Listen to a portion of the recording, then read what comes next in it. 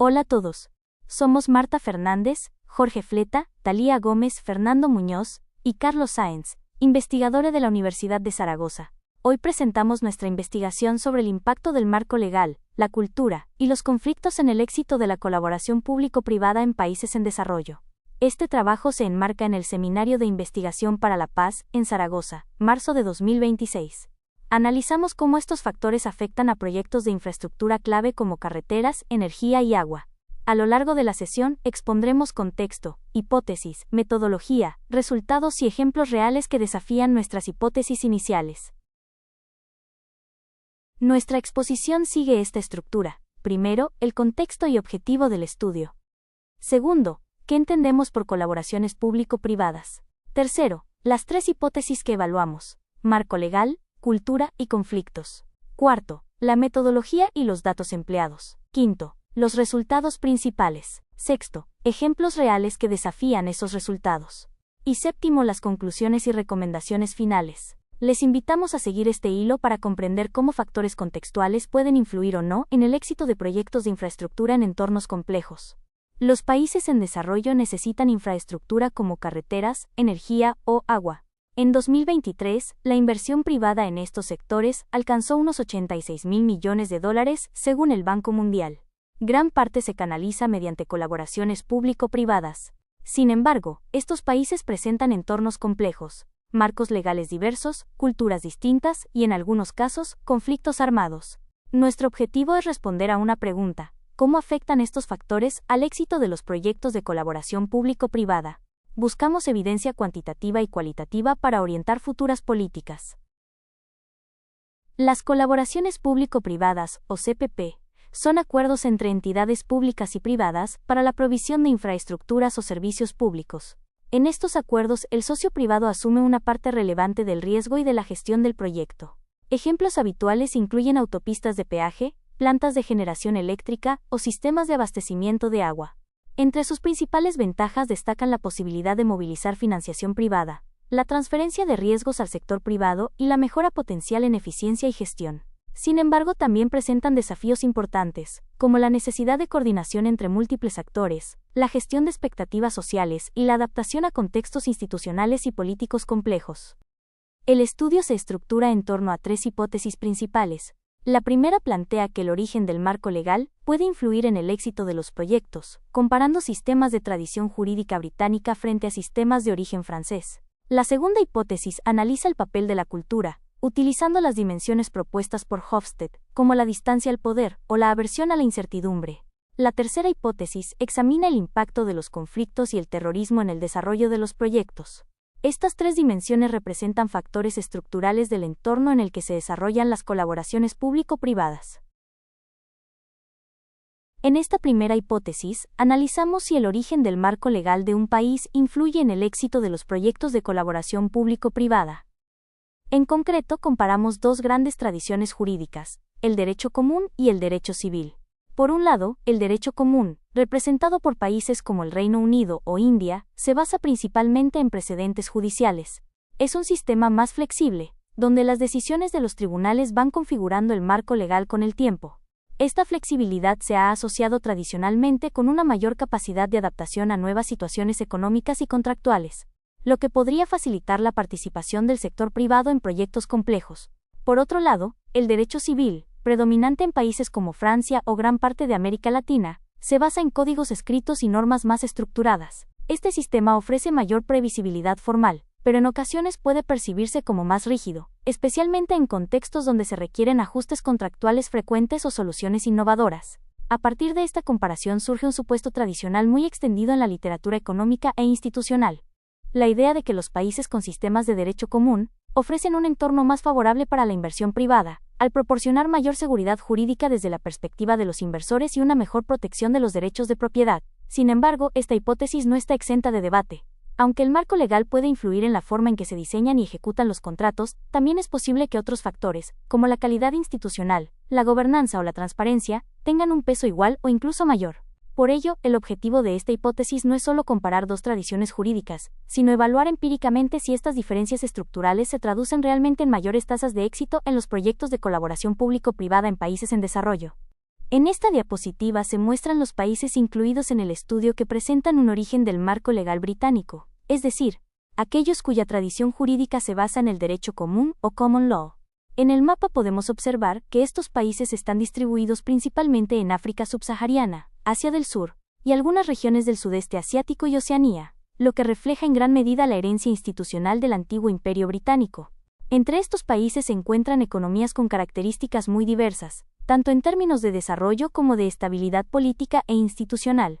Esto es importante porque pone de manifiesto que, aunque compartan un mismo origen jurídico, sus contextos actuales pueden ser muy distintos. Sin embargo, todos ellos comparten ciertas características estructurales en su sistema legal, como una mayor relevancia de la jurisprudencia, una mayor flexibilidad interpretativa y, en teoría, una mayor adaptabilidad a contratos complejos. Desde la perspectiva del estudio, este grupo de países es clave para evaluar la hipótesis de que el derecho común favorece la inversión privada y, por tanto, el éxito de los proyectos de colaboración público-privada. La literatura tradicional ha defendido que estos sistemas ofrecen una mayor protección de los derechos de propiedad, una mejor resolución de disputas contractuales y una mayor seguridad jurídica para los inversores. Sin embargo, el mapa también nos permite observar que muchos de estos países se sitúan en regiones donde existen otros desafíos importantes, como niveles variables de gobernanza, limitaciones institucionales o incluso presencia de conflictos. Esto introduce una cuestión relevante. ¿Hasta qué punto el origen del marco legal, por sí solo, es capaz de explicar el éxito de los proyectos, o si su efecto queda condicionado por otros factores del entorno? En este sentido, esta diapositiva no solo identifica un grupo de países, sino que también sirve para visualizar la diversidad de contextos en los que opera el derecho común, lo que resulta fundamental para interpretar correctamente los resultados del análisis empírico. En esta diapositiva se presentan los países del estudio que cuentan con un origen del marco legal francés, es decir, aquellos cuya tradición jurídica se basa en el derecho civil o sistema codificado. A diferencia del mapa anterior, aquí observamos una distribución geográfica mucho más amplia, que incluye gran parte de América Latina, África, Europa del Este, Oriente Medio y algunas regiones de Asia. Tanto en el mapa anterior como en este, no aparece China clasificada aunque está en el análisis. Esto se debe a que Laporta et al. Lo clasifican como origen propio, socialista. Este patrón refleja la influencia histórica del modelo jurídico francés, especialmente a través de procesos de colonización y de difusión institucional, principalmente en los siglos XIX y XX. Como resultado, muchos países adoptaron sistemas legales basados en códigos escritos, normas formales y estructuras más centralizadas, donde el papel del juez es más limitado en comparación con los sistemas de derecho común. Desde el punto de vista teórico, este tipo de sistemas ofrece mayor previsibilidad normativa, ya que las reglas están claramente establecidas en códigos. Sin embargo, también se ha argumentado que pueden ser menos flexibles a la hora de adaptarse a situaciones complejas o a cambios en el entorno económico, lo que podría afectar a la gestión de contratos a largo plazo como los de las colaboraciones público-privadas. Al observar el mapa, también se aprecia que muchos de estos países pertenecen a regiones con desafíos estructurales importantes, como limitaciones institucionales, desigualdad económica o inestabilidad política. Esto introduce un elemento clave para el análisis. Aunque compartan un mismo origen jurídico, las condiciones en las que operan los proyectos pueden variar enormemente. Por tanto, esta diapositiva no solo identifica los países con tradición de derecho civil, sino que también pone de relieve la heterogeneidad dentro de este grupo. Esto es esencial para evaluar la hipótesis planteada, ya que permite analizar si las diferencias en el origen del marco legal se traducen realmente en diferencias en el éxito de los proyectos, o si por el contrario, otros factores tienen un papel más determinante. En esta segunda hipótesis, analizamos el papel de la cultura en el éxito de las colaboraciones público-privadas, utilizando como marco de referencia las dimensiones culturales de Hofstede, uno de los modelos más influyentes en el análisis comparado entre países. La idea central es que los valores culturales predominantes en una sociedad pueden influir en la forma en que se diseñan, gestionan y ejecutan los proyectos, especialmente cuando implican cooperación entre actores públicos y privados, y a menudo también entre agentes internacionales. En concreto, el modelo de Hofstede permite capturar distintas dimensiones clave. En primer lugar, la distancia de poder, que mide hasta qué punto una sociedad acepta estructuras jerárquicas. En contextos con alta distancia de poder, las decisiones tienden a concentrarse en niveles superiores, lo que puede afectar a la transparencia o a la participación en los proyectos. En segundo lugar, el individualismo frente al colectivismo, que refleja si las sociedades priorizan los intereses individuales o los del grupo. Este aspecto puede influir en la forma en que se negocian los acuerdos o en el grado de cooperación entre actores. Otra dimensión relevante es la masculinidad frente a feminidad, entendida como la orientación hacia la competencia y el logro frente a la colaboración y el bienestar. Esto puede condicionar la forma en que se gestionan los conflictos o se establecen prioridades dentro del proyecto. Por último, la aversión a la incertidumbre mide el grado en que una sociedad se siente incómoda ante situaciones ambiguas o cambiantes. En contextos con alta aversión, puede haber mayor resistencia a proyectos complejos o innovadores. La pregunta que plantea esta hipótesis y que aparece destacada en la diapositiva es clara. ¿Hasta qué punto estos valores culturales nacionales afectan a la ejecución de proyectos internacionales? Es decir, si las diferencias culturales pueden facilitar o dificultar la coordinación, la toma de decisiones y, en última instancia, el éxito de las colaboraciones público-privadas en entornos diversos. La tercera hipótesis del estudio se centra en el impacto de los conflictos armados y el terrorismo sobre el desarrollo y éxito de los proyectos de colaboración público-privada. A diferencia de las dos hipótesis anteriores, que se basan en factores estructurales como el marco legal o la cultura, aquí analizamos un factor más dinámico y, en muchos casos, imprevisible: la violencia y la inestabilidad. En contextos violentos, los proyectos de infraestructura se enfrentan a riesgos adicionales muy significativos. Por ejemplo, pueden producirse ataques directos a infraestructuras, interrupciones en las obras, daños materiales o incluso la paralización completa del proyecto. Además, los conflictos suelen generar desplazamientos de población, lo que afecta tanto a la demanda del servicio como a la disponibilidad de mano de obra. A esto se suma un entorno general de inseguridad, que dificulta la inversión, incrementa los costes y reduce la confianza de los actores implicados. A partir de esta realidad se plantea un supuesto bastante intuitivo: los conflictos deberían dificultar o incluso frenar el desarrollo de los proyectos. Es decir, cabría esperar que en entornos con altos niveles de violencia o terrorismo, la probabilidad de éxito de las colaboraciones público-privadas sea menor. Sin embargo, como veremos más adelante en los resultados, esta relación no siempre es tan directa como podría parecer. En algunos casos los proyectos continúan o incluso se impulsan en contextos conflictivos, lo que plantea preguntas interesantes sobre los mecanismos que permiten su continuidad. Esta hipótesis, por tanto, busca comprobar empíricamente hasta qué punto la inestabilidad afecta realmente al éxito de los proyectos. Usamos un doble enfoque: cuantitativo econométrico y cualitativo con estudios de caso. La fuente principal es la base de datos del Banco Mundial, con hasta 6.206 proyectos en 85 países entre 1984 y 2021. Complementamos con datos de Laporta et al. 1997 para Origen Legal, Hofstede y Hofstede, 2005 para Cultura, y la Global Terrorism Database para conflictos.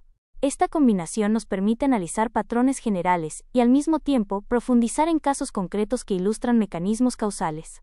La variable dependiente del estudio mide el éxito del proyecto, distinguiendo entre aquellos que se han completado o avanzan sin dificultades, y aquellos que han sido cancelados, han terminado anticipadamente o están en procesos de arbitraje. Como variables explicativas se incluyen el origen legal del país, indicadores culturales y datos sobre conflictos y terrorismo. Además se incorporan variables de control, como la transparencia en los procesos de adjudicación, el método de concesión, el sector del proyecto, y variables macroeconómicas como el crecimiento del PIB o de la población. Esto permite aislar mejor los efectos de interés. Desde el punto de vista econométrico, se utilizan regresiones logísticas multinivel. Esta técnica es especialmente adecuada porque permite tener en cuenta que los proyectos están agrupados dentro de países, capturando así diferencias estructurales entre ellos. El modelo permite que el intercepto varíe por país, controlando heterogeneidad no observada.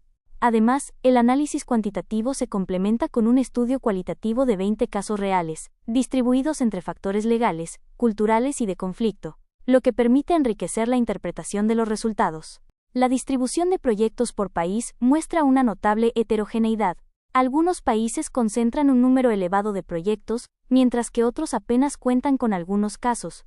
Esta desigualdad refleja diferencias en capacidad institucional, atractivo para la inversión y estabilidad política. Este aspecto es importante porque puede influir en los resultados y justifica el uso de modelos multinivel, que permiten capturar estas diferencias estructurales entre países. Los resultados del análisis muestran que ninguno de los tres factores principales, marco legal, cultura o conflictos, tiene un impacto estadísticamente significativo en la probabilidad de éxito del proyecto. Sin embargo, sí se identifican otros factores relevantes.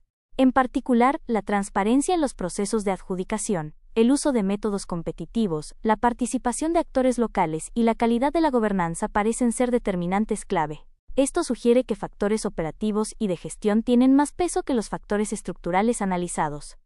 En esta sección pasamos del análisis cuantitativo a una perspectiva más concreta, centrada en ejemplos reales de proyectos que han enfrentado distintos tipos de dificultades. La diapositiva muestra un mapa en el que se localizan diversos países donde se han identificado proyectos afectados por conflictos legales, sociales o económicos. Como puede observarse, los casos están distribuidos a lo largo de distintas regiones del mundo, incluyendo América Latina, África, Oriente Medio y Asia. Esta diversidad geográfica es relevante, ya que refleja que los desafíos asociados a las colaboraciones público-privadas no son exclusivos de una región concreta, sino que aparecen en contextos muy diferentes, aunque con características comunes. El mapa incorpora una variedad de proyectos en sectores clave como agua, energía, transporte o saneamiento, lo que permite apreciar que los problemas no se limitan a un tipo específico de infraestructura. Por ejemplo, encontramos proyectos de suministro de agua en Filipinas, sistemas de transporte en América Latina, proyectos hidroeléctricos en África, o iniciativas energéticas en Oriente Medio. Cada uno de estos casos está asociado a un tipo de desafío particular. Lo importante de esta diapositiva no es solo la localización geográfica, sino la idea de que estos proyectos han sido afectados por factores contextuales complejos, como conflictos sociales con comunidades locales, problemas legales en la adjudicación o ejecución de contratos, dificultades económicas o incluso situaciones de violencia o inestabilidad política.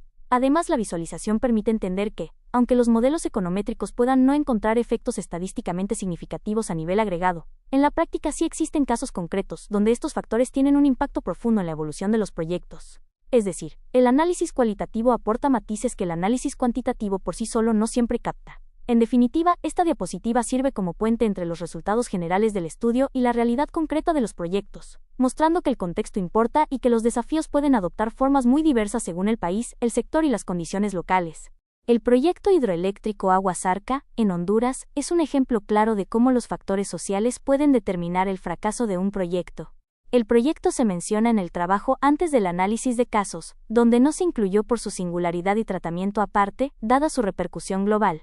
El proyecto, a pesar de contar con financiación internacional, la concesión se otorgó sin consulta previa a comunidades indígenas. Esto provocó protestas lideradas por la activista Berta Cáceres, cuyo asesinato en 2016 generó una fuerte reacción internacional. Como consecuencia, los financiadores se retiraron y el proyecto fue finalmente cancelado. Este caso ilustra la importancia de la participación local. La represa de Merowe, en Sudán, muestra un caso de éxito técnico pero con importantes costes sociales. Se trata de una de las mayores infraestructuras hidroeléctricas de África, pero su construcción implicó el desplazamiento de más de 50.000 personas y conflictos con comunidades locales. Aunque el proyecto cumple su función energética, ha generado impactos sociales y ambientales significativos, lo que cuestiona cómo se define el éxito en este tipo de proyectos. En Gaza y Cisjordania, los proyectos energéticos se enfrentan a múltiples barreras derivadas del contexto político y del conflicto. Las restricciones a la importación de materiales, la falta de coordinación entre autoridades y los daños a infraestructuras durante conflictos armados dificultan la ejecución y sostenibilidad de los proyectos. Este caso evidencia la necesidad de mecanismos de protección y coordinación internacional. El caso de Yemen refleja cómo los conflictos activos afectan directamente a la viabilidad de los proyectos. Una planta de tratamiento de agua diseñada para abastecer a cientos de miles de personas opera muy por debajo de su capacidad debido a daños por ataques, corrupción y falta de personal cualificado. Esto demuestra que en contextos de guerra, la sostenibilidad de los proyectos depende de factores externos críticos. En Líbano, la crisis del sector eléctrico y la falta de gobernanza han llevado al fracaso de proyectos clave. La cancelación de un proyecto energético debido a problemas de corrupción, falta de pago y ausencia de regulación, muestra cómo la inestabilidad institucional puede afectar incluso a proyectos urgentes y necesarios. Los resultados indican que los factores legales, culturales y de conflicto actúan como amplificadores de riesgo, pero no determinan por sí solos el éxito o fracaso de los proyectos. En cambio, la calidad de la gobernanza, la transparencia y los procesos competitivos son factores clave. Además, es necesario reconsiderar cómo se mide el éxito, incorporando dimensiones sociales y no solo técnicas o económicas. Una de las principales recomendaciones derivadas del análisis es la necesidad de integrar a las comunidades locales desde las fases iniciales del proyecto, no como un requisito formal, sino como un elemento central del diseño. La evidencia muestra que muchos fracasos no se deben a problemas técnicos o financieros, sino a la falta de legitimidad social. Por ello, es fundamental llevar a cabo procesos de consulta previa, libre e informada, tal como establece el Convenio 169 de la OIT. especialmente en contextos con presencia de comunidades indígenas o vulnerables. Desde una perspectiva operativa, es fundamental adoptar un enfoque de gestión sensible al conflicto, especialmente en contextos frágiles o inestables. Esto implica no solo reaccionar ante los problemas, sino anticiparlos mediante análisis de riesgos políticos, sociales y de seguridad. Los proyectos deben incorporar planes de contingencia, protocolos de actuación en situaciones de crisis y mecanismos de mediación que permitan gestionar tensiones entre actores locales, autoridades y empresas. En este contexto, las alianzas internacionales desempeñan un papel clave. Organismos como el Banco Mundial, a través de agencias como IFC o MIGA, así como las Naciones Unidas o bancos regionales de desarrollo, pueden aportar no solo financiación, sino también garantías frente a riesgos políticos, asistencia técnica y legitimidad institucional. Estas alianzas permiten repartir riesgos, mejorar la confianza de los inversores y facilitar la implementación de estándares internacionales en materia social, ambiental y de gobernanza. Además, favorecen la coordinación entre múltiples actores en entornos complejos, donde la fragmentación institucional es frecuente. Otro aspecto fundamental es la necesidad de priorizar la sostenibilidad y el impacto a largo plazo. Tradicionalmente, el éxito de los proyectos se ha medido en términos de finalización o rentabilidad económica, pero esta visión resulta insuficiente. Muchos proyectos se completan, pero generan efectos negativos duraderos, como desplazamientos de población, degradación ambiental o tensiones sociales. Por ello, es necesario adoptar una visión más amplia del éxito, que incluya indicadores sociales, ambientales y de bienestar. Esto implica diseñar proyectos resilientes, capaces de adaptarse a cambios en el entorno, y asegurar su mantenimiento y operatividad a lo largo del tiempo. También requiere evaluar de forma continua su impacto, incorporando mecanismos de seguimiento y revisión que permitan corregir desviaciones. En última instancia, el objetivo debe ser que los proyectos no solo se completen, sino que generen valor sostenible para la sociedad en su conjunto, contribuyendo al desarrollo económico, la estabilidad social y la cohesión territorial. En esta diapositiva presentamos una de las publicaciones que se han derivado directamente del desarrollo de este trabajo de investigación. Se trata de un artículo publicado en la revista Data in Brief de Elsevier, titulado Improved Database of Public-Private Partnerships from World Bank, with Imputed Economic, Institutional and Conflict Data. Este trabajo se centra en la construcción y mejora de la base de datos utilizada en el estudio, incorporando información adicional sobre variables económicas, institucionales y de conflicto. El objetivo ha sido enriquecer los datos originales del Banco Mundial para permitir un análisis más completo y riguroso de los factores que afectan a las colaboraciones público-privadas en países en desarrollo. La publicación no solo contribuye a este proyecto concreto, sino que también tiene valor para la comunidad académica, ya que pone a disposición una base de datos más robusta que puede ser utilizada en futuras investigaciones. Como se destaca en el propio artículo, este trabajo forma parte de un proyecto más amplio sobre el impacto de la violencia, la cultura y el marco legal en el éxito de estos proyectos.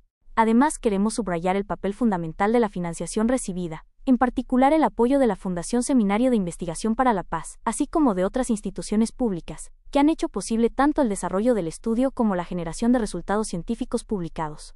La segunda publicación que presentamos se ha realizado en la revista Methods X de Elsevier, bajo el título A Methodological Approach for Enhancing Visualization of Country Data Representation in the Presence of Significant Spatial Disparity. Este artículo se centra en el desarrollo de una metodología para mejorar la visualización de datos a nivel país, especialmente en contextos donde existe una gran disparidad espacial. En estudios como el nuestro, donde se comparan múltiples países con características muy diferentes, la forma de representar la información es clave para poder interpretar correctamente los resultados. El trabajo propone herramientas y enfoques que permiten representar de forma más clara y precisa las diferencias entre países, evitando sesgos visuales o interpretaciones erróneas. Esto resulta especialmente útil en el análisis de datos globales, como los relacionados con proyectos de infraestructura o colaboraciones público-privadas. Al igual que la publicación anterior, este artículo forma parte del mismo proyecto de investigación más amplio, y en él también se reconoce expresamente la financiación recibida.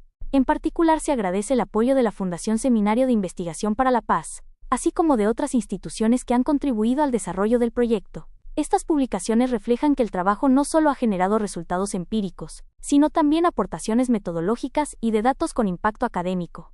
Para finalizar, queremos expresar nuestro más sincero agradecimiento a todas las personas e instituciones que han hecho posible este trabajo y su difusión.